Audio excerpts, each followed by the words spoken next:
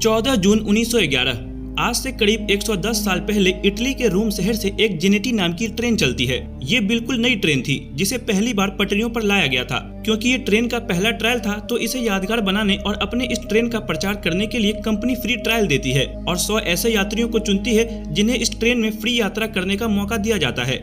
Free खाने पीने से लेकर गंतव्य तक जाना और फिर यात्रियों को वापस लाना, सब कुछ इस ट्रेन में फ्री था। 100 यात्रियों और 6 स्टाफ मेंबर सहित कुल 106 लोगों वाली इस ट्रेन में एक इंजन और 3 डिब्बे लगे हुए थे। ये ट्रेन रोम से रवाना होती है और इस तरह एक यादगार यात्रा की शुरुआत हो जाती है। कुछ घंटों का समय बीतता है और ठीक ठाक दूरी भी तय हो जाती है। ट्रेन के बाहर और भीतर सब कुछ बढ़िया चल रहा होता है क्योंकि एक तो पहली यात्रा, ऊपर से वो भी फ्री ट्रायल। ऐसे में ट्रेन में मौजूद सभी यात्री बेहद खुश होते हैं। वहीं ट्रेन का स्टाफ भी लोगों की भरपूर सेवा करता है। जेनेटी नाम की ये ट्रेन अपने गंतव्य की ओर तेजी से आगे बढ़ती जाती है। इसे जाते कई लोगों ने अपनी आंखों से भी देखा था। यहाँ तक तो सब कुछ ठीक था, लेकिन इसके तुरंत बाद वो हो जाता है जिसे सुनकर आप सब हैरान रह जाएंगे। जेनेटी के रास्ते में अचानक एक सुरंग आती है जिसका नाम था लोम्बार्डी टनल। वो सुरंग जिसकी लंबाई 1 किलोमीटर थी।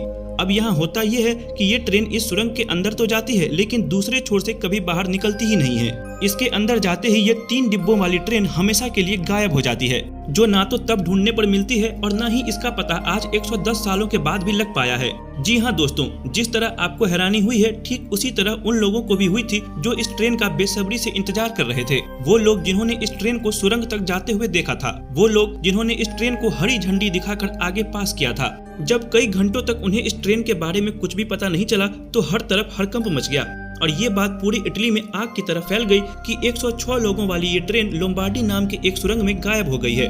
इस घटना के तुरंत बाद इसकी जांच शुरू कर दी गई क्योंकि 1 किलोमीटर की सुरंग को पार करने में अब ट्रेन को 1 दिन से ऊपर का समय बीत चुका था। इसका केवल एक ही मतलब था कि जेनेटी किसी हादसे का शिकार हो गई है और उसके साथ असल में क्या हुआ है ये जानना अब बेहद जरूरी था। सभी का शक रहस्यमय सुरंग पर ही था। उस सुरंग के चप्पे चप्पे को छाना गया।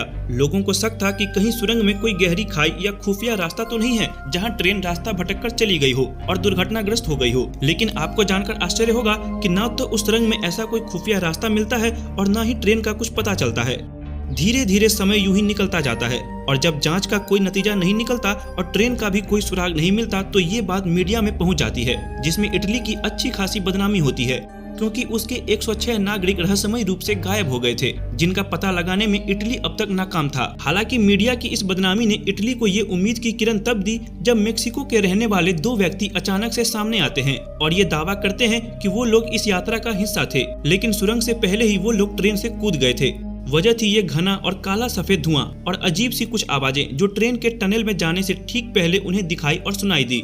वैसे में वो दोनों घबरा गए और जिनके कारण उन दोनों ने चलती हुई ट्रेन से छलांग लगा दी और किस्मत से वो दोनों बच भी गए क्योंकि धुएं के चलते ड्राइवर ने ट्रेन की स्पीड को कम कर दिया था। हालांकि वो लोग कूदने में तो कामयाब जरूर हुए थे, लेकिन इसके चलते उन्हें काफी चोटें भी आई और वे कई घंटों तक वहाँ बेहोश भी पड़े रहे, जिसकी वजह से उन्हें कुछ भी मालूम नहीं था कि उस ट्रेन के साथ क्या हुआ।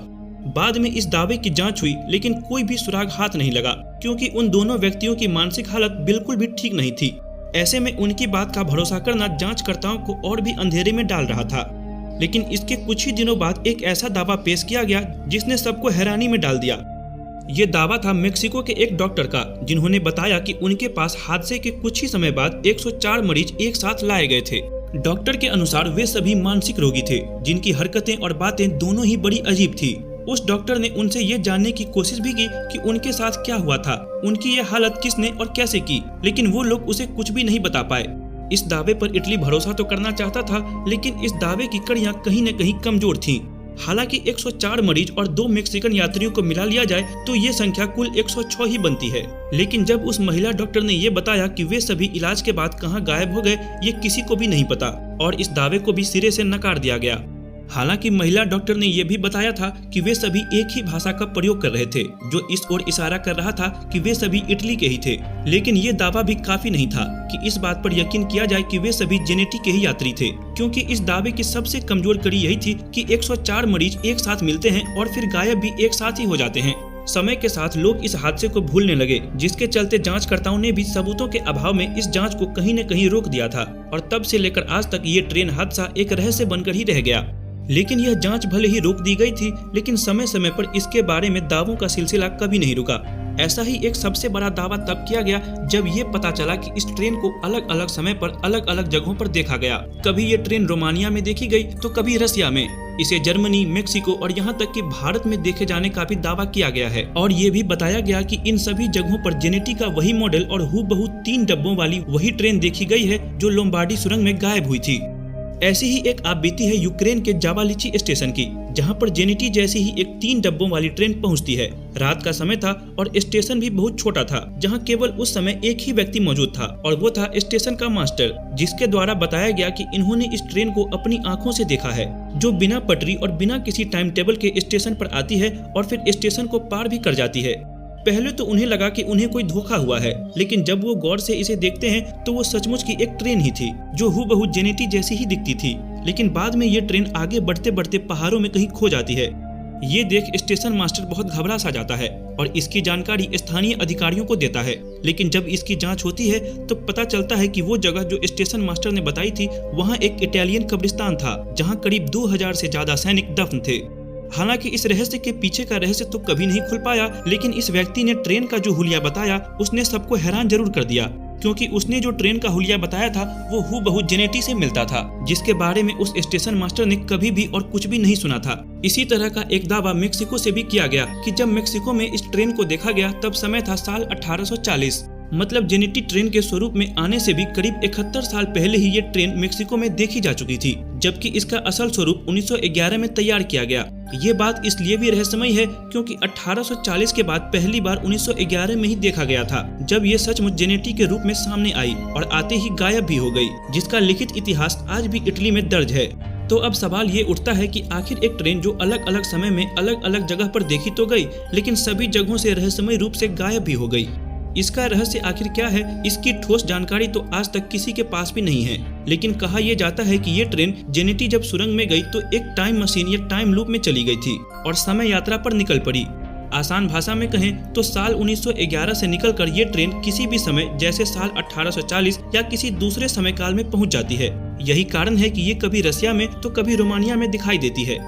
हालांकि इस तथ्य पर इतनी आसानी से भरोसा तो नहीं होता, लेकिन जब इस रहस्यमयी ट्रेन को इस तरह से देखा जाता है कि ट्रेन का निर्माण 1911 में हुआ, जिसे बनाने वाली कंपनी जेनेटी थी। इसकी पहली यात्रा और इसका टनल के भीतर जाना सब कुछ दस्तावेजों के तौर पर आज भी इटली में मौजूद है। और तो और इसका लोम्बार्डी सुरंग के अंदर से लापता हो जाना, ये सभी बातें सच हैं। ऐसे में यही ख्याल आता है कि इस ट्रेन को या तो जमीन खा गई या आसमान निगल गया। एक समूची ट्रेन जिसके सभी रिकॉर्ड आज भी मौजूद हैं, वो आखिर कभी मिली क्यों नहीं? और तो और अलग अलग समय में दुनिया के अनेक हिस्सों में इसके दिखाई देने के सबूत भी मौजूद हैं।